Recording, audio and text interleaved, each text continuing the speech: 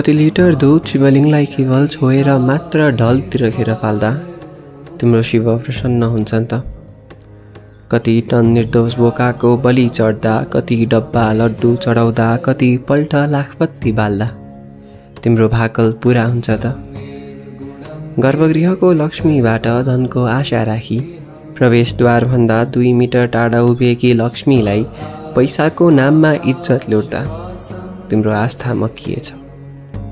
कृष्णलाई मायाको गाथा सुनाई तिमीलाई पर्खिएको रङ्गहीन कृष्णलाई त्याग्दा तिम्रो भक्ति कुहिएछ। नाङ्गो खुट्टा हिँडिदिन्छौ तर नाङ्गो शरीरलाई ढाकिदिन सक्दैनौ। अगरबत्तीको मिठो बासना छारी पूजा त गर्छौ तर पुज्न सक्दैनौ।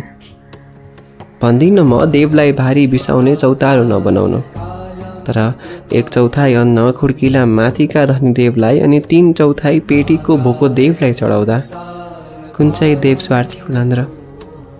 के तिम्रो मनमा उम्रेको खुसी तिम्रो प्रसादम मानि लिन सक्दैनौ र?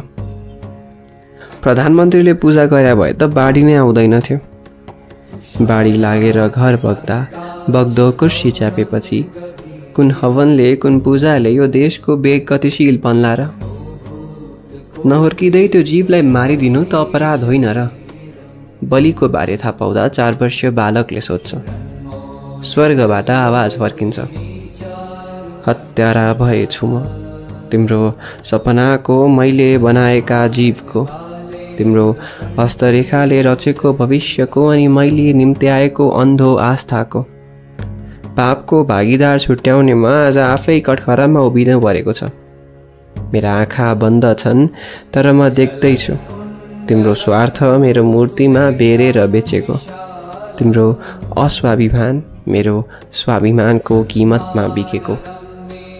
हे मनुष्य, कुन भक्ति कुन भजन कुन नारती गर्छौ वै खाली पेट।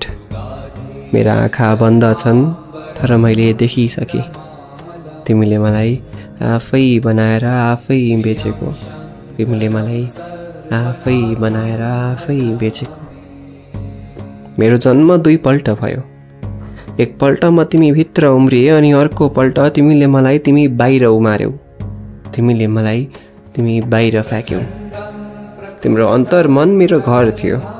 वृद्धाश्रम रूपी मन्दिरमा झोलाविहीन छोड्यौ मलाई। आफ्नै मन्दिरमा अन्यको कामनाको दरमा बिक्न छोड्यौ मलाई। तिमी आफ्नो कलमको मसी आफै बन्दा, आफूलाई निहाली आफैलाई सान्त्वना दिन सक्दा तिमी र म बीच केही फरक रहने छैन। नखोज मलाई रातो अबिर झुक्किएर चुइएको ढुङ्गामा। म त बस तिमी भित्र छु, म त बस तिमी नै हुँ।